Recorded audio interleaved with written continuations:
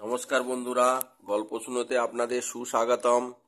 বন্ধুগণ, আজকের গল্প গোপাল ভাঁড়ের নিমন্ত্রণ খাওয়া। আর এটি গোপাল ভাঁড়ের একটি হাসির কাহিনী। তাহলে শুরু করা যাক। আজু গোসাই নামে গোপালের এক বন্ধু ছিল। সে ছিল গোপালের মতনই রসিক। অবশ্য বুদ্ধির দৌড় গোপালেরই বেশি বলেই গোপালের এত নাম ডাক। মাঝে মাঝে আজু গোসাই ও গোপাল একে অপরকে জব্দ করতে চেষ্টা করত। একদিন আজু গোসাইকে খুব খুশি খুশি দেখে গোপাল বলল, গোসাই বাবু, আপনার বাড়িতে একদিন নেমন্তন্ন খাবো। আমার অনেক দিনের ইচ্ছে, আপনার ছেলে হলো, খাওয়ালেন না, এবার কিন্তু খাওয়াতেই হবে।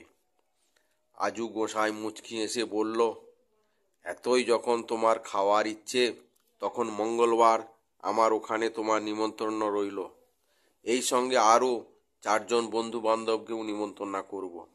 গোপাল মঙ্গলবার দিন দুপুরবেলা আজু গোসাইয়ের বাড়ি গিয়ে উপস্থিত হলো।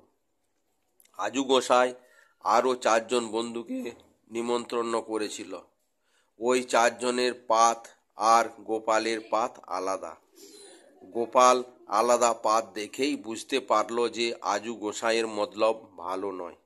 পাতের দিকে তাকিয়ে দেখল আহার্য দ্রব্যগুলো সব মাটি এবং অন্যান্য পদার্থ দিয়ে তৈরি।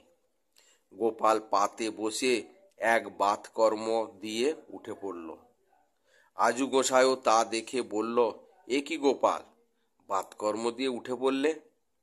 গোপাল বলল, আমি তো যেমন তেমন পাতে খাই না, তাই বাতকর্ম দিয়ে উঠে পড়লুম। আজু গোসাই বুঝতে পারলেন যে গোপাল তার চালাকি ধরে ফেলেছে। তখন সে কৃত্রিম আহার্য দ্রব্য পাল্টিয়ে অকৃত্রিম আহার্য দ্রব্য এনে দিল। কিন্তু একটু পরেই ফ্যাসাদ দেখা দিল। গোপাল খেতেই লাগলো, কিছুতেই আর না নেই।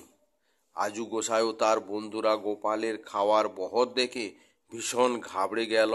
শেষ পর্যন্ত ভাতেই টান। হাঁড়ি প্রায় শেষ। গোপাল আবার ভাত চাইতেই আজু গোসাইয়ের উড়ে চাকরটা রান্নাঘর থেকে ভাতের হাঁড়িটাই নিয়ে এলো। তারপর গোপাল আরও ভাত চাইতে চাকরটা শূন্য হাঁড়ি দেখিয়েই অজ্ঞান হয়ে পড়ে গেল। আজু গোসাই বলল, গোপাল, তুমি এত খেতে পারো, তা আজ বুঝতে পারলাম।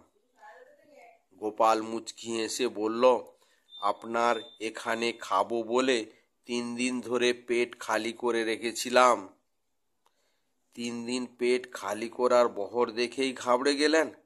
1 মাস পেট খালি করার বহর তো দেখেননি আপনি, তাহলে বুঝতে পারতেন গোপালের নিমন্ত্রণ খাওয়া কী রকম।